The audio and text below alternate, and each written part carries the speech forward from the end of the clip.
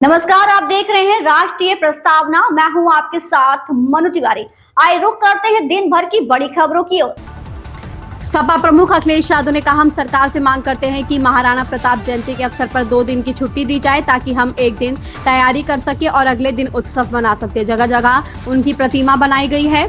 River front पर हमने महापुरुषों के नाम पर पार्क बनाने की योजना की घोषणा की है। अगर रिवर फ्रंट पर कोई प्रतिमा बनाई जाती है तो वह सबसे अच्छी होगी।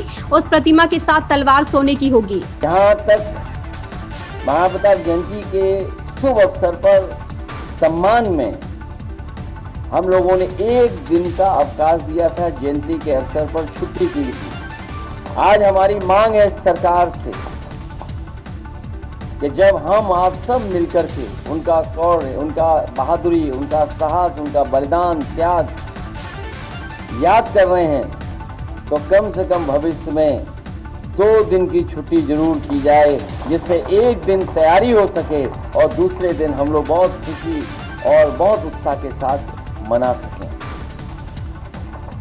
हालांकि चौराहे पर और जगह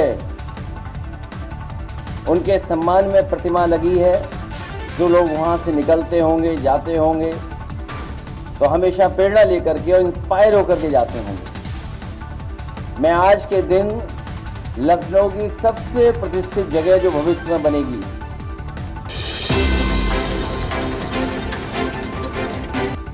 रक्षा मंत्री राजनाथ सिंह ने शुक्रवार को शीर्ष सैन्य नेतृत्व के साथ राष्ट्रीय सुरक्षा परिदृश्य की व्यापक समीक्षा की। यह समीक्षा बैठक भारतीय सैन्य प्रतिष्ठानों को निशाना बनाने की पाकिस्तान की हालिया कोशिशों को नाकाम करने के एक दिन बाद की गई। बताया जा रहा है कि बैठक में उभरती सुरक्षा स्थिति के हर पहलू पर चर्चा की गई। बैठक में Chief of Defence Staff General Anil Chauhan, सेना प्रमुख General Upendra Dwivedi, Air Chief Marshal AP Singh और नौसेना प्रमुख एडमिरल दिनेश के त्रिपाठी मौजूद रहे।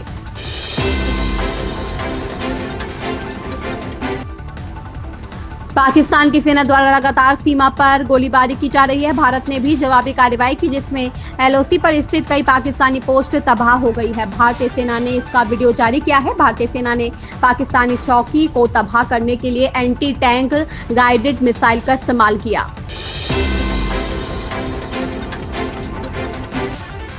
कांग्रेस नेता राहुल गांधी ने शुक्रवार को कार्डिनल रॉबर्ट प्रिवोस्ट को बधाई दी, जिन्होंने गुरुवार को कैथोलिक चर्च के 2000 साल के इतिहास में पहले अमेरिकी पोप के रूप में चुना गया।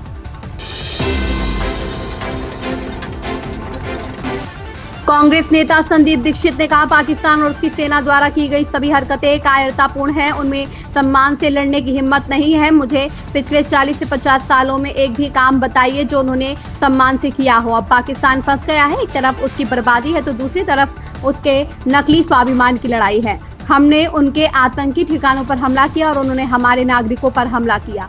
अगर वह युद्ध चाहते हैं तो उन्हें युद्ध ही मिलेगा। सिद्धार्थ जी, जितनी भी एक्टिविटी पाकिस्तान या उसकी फौज करती है वो कायराना ही होती है। उसमें एक हिम्मत नहीं है कि एक डिग्निटी से उसे कोई लड़ाई लड़े। क्या है पहलगाम, इनोसेंट सिविलियंस को मारना कायराना हरकत नहीं है। वहां से खुद तो आने की हिम्मत न करना, लोगों को बरगला कर टेररिस्ट की तरह हिंदुस्तान भेज के यहाँ सिविलियंस को और मिलिट्री पर हमला करना, क्या है? कायराना हरकत ही तो है। एक मुझे कदम बता दो पिछले 30, 40, 50 साल में पाकिस्तान का जो उसने बहादुरी से या सम्मान से लिया हो। सारी हरकतें उसकी ऐसी है, मतलब माफ करिए, एकदम छिछोरापन की तरह लगता है। और ये जो है ये समझ नहीं पा रहे हैं पाकिस्तानी फौज की उसने जिस तरीके का भेड़ का छत्ता छुआ है। भाई हमने पहले कई बार रिस्ट्रेंट से किया, कहा कि यार मत करो, बहुत हो गया। और एक आध बार उन्हें थोड़ी सी अकलमंदी दिखाई, थोड़ा आगे बढ़े फिर पीछे हो गए, जैसे बालाकोट में किया।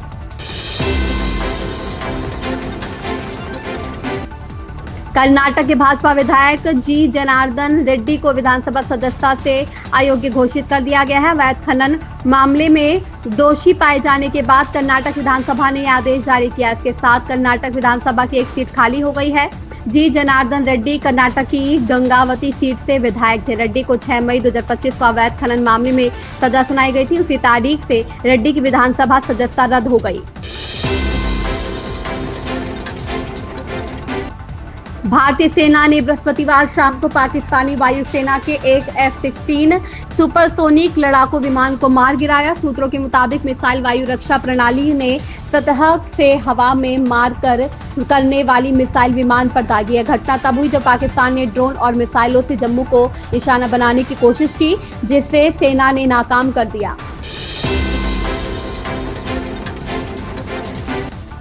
विश्व बैंक के अध्यक्ष अजय बंगा शुक्रवार सुबह लखनऊ पहुंच गए हैं। अपनी एक दिवसीय यात्रा के दौरान वे लखनऊ और बाराबंकी में कई कार्यक्रमों में हिस्सा लेंगे। उन्होंने प्रदेश के मुख्यमंत्री योगी आदित्यनाथ से मुलाकात कर कई मुद्दों पर चर्चा की। उन्होंने मुख्य सचिव मनोज कुमार सिंह से भी मुलाकात की। बंगा मुख्य सचिव की मौजूदगी में स्टेक होल्डर्स के साथ राउंड टेबल बैठक में हिस्सा लेंगे, जिसके बाद वह सीएम योगी से उनके आवास पर मुलाकात करेंगे। इसके बाद वह चिन्हट ब्लॉक के टेक होम राशन प्लांट का दौरा करेंगे।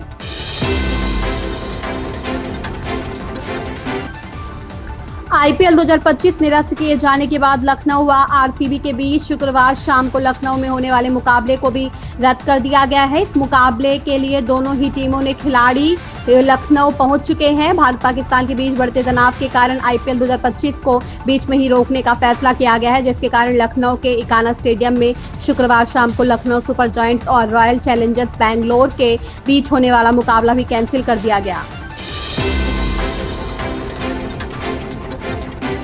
सिंगर राहुल वैद इस वक्त विराट कोहली पर टिप्पणियों को लेकर विवादों में है। हालांकि इस पर अभी तक विराट की तो कोई प्रतिक्रिया नहीं आई, लेकिन अब विराट के भाई ने प्रतिक्रिया दी है। हाल ही में भारतीय क्रिकेटर विराट कोहली और उनके फैंस पर गायक राहुल वैद ने विवादास्पद बयान दिया था, जिसे लेकर विराट के फैंस सिंगर को खरी खोटी सुना रहे हैं। यह मामला थमने का नाम नहीं ले रहा है। अब इसमें विराट कोहली के भाई की एंट्री हुई है, जिन्होंने राहुल वैद को लूजर बताते हुए उन्हें करारा जवाब दिया है।